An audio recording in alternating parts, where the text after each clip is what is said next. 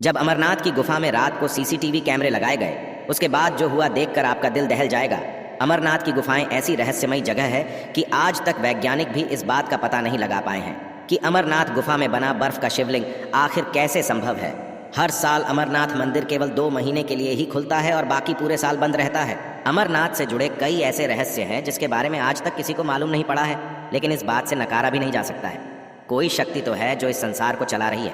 जहां स्वयं महादेव का वास हो, वहां चमत्कार होना तो स्वाभाविक है। आज की घटना कुछ ऐसी ही रहस्यमय चीजों से जुड़ी हुई है जिसे सुनकर आप भी चौंक जाएंगे। लेकिन उससे पहले यदि आप भी बाबा अमरनाथ के सच्चे भक्त हैं तो कमेंट बॉक्स में हर हर महादेव जरूर लिखें। सिर्फ 2 महीने के लिए अमरनाथ का मंदिर खुलता है और बाकी के 10 महीने बंद रहता है। इसका रहस्य आज तक कोई नहीं जान पाया है कि आखिर अमरनाथ में शिवलिंग बर्फ से कैसे बना है। यह तो स्वयं महादेव ही जानते हैं। महादेव की लीला है कि हमें अमरनाथ के बर्फ के बने शिवलिंग के दर्शन हो पाते हैं। अमरनाथ मंदिर का द्वार आखिरी 10 महीने के लिए क्यों बंद रहता है और बंद रहने पर भीतर के दृश्य कैसे होते हैं, इन सभी की जानकारी लेने के लिए एक बार एक व्यक्ति बड़ी चतुराई के साथ अमरनाथ की गुफा में सीसीटीवी कैमरा लगा देता है। उस व्यक्ति का नाम महेश था और वह जम्मू का मूल निवासी था।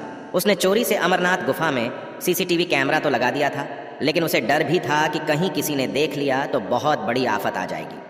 मंदिर बंद होने में अभी 3-4 दिन बाकी थे। इन 2 महीनों में अमरनाथ में भयंकर भीड़ होती है, क्योंकि भक्त केवल यही 2 महीने यानी कि जुलाई और अगस्त में ही अपने महादेव के दर्शन कर सकते हैं। देखते ही देखते मंदिर का द्वार बंद होने का समय आ गया।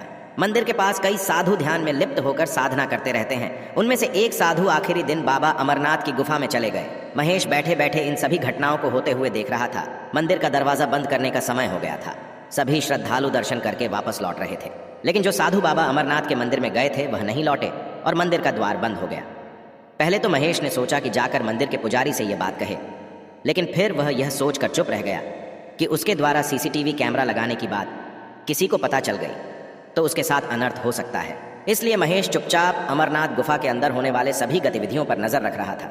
मंदिर के द्वारा बंद होने के करीबन 6 दिन बाद महेश ने साधु को दोबारा देखा। साधु महादेव के शिवलिंग के ठीक पास में बैठे ध्यान कर रहे थे। करीबन 1 हफ्ते के बाद महेश ने गौर किया कि वह साधु जो कि ध्यान में लिप्त थे, उनका शरीर धीरे धीरे कम होते जा रहा है। महेश ने सोचा कि कुछ नहीं खाने पीने के कारण साधु कमजोर होते जा रहा है, इसलिए शायद उसका शरीर कम नजर आ रहा है। कई महीनों तक यही दृश्य नजर आया और फिर करीबन 3 महीने के बाद महेश ने गौर किया कि ध्यान में बैठे साधु बाबा के पैर गायब हो चुके हैं और उन्हें देखकर लग रहा था कि वह हवा में बैठे हुए हैं। महेश इस दृश्य को देखकर चौंक गया।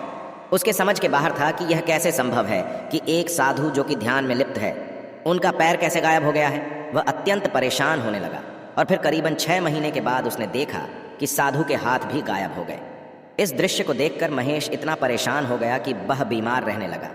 देखते ही देखते 1 साल पूरे होने वाला था और अब 10 दिनों में फिर एक बार अमरनाथ का मंदिर खुलने वाला था। तब उस वक्त महेश ने गौर किया, जो साधु पिछले 1 साल से ध्यान में बैठे हुए थे वह धीरे धीरे कर गायब हो गए हैं।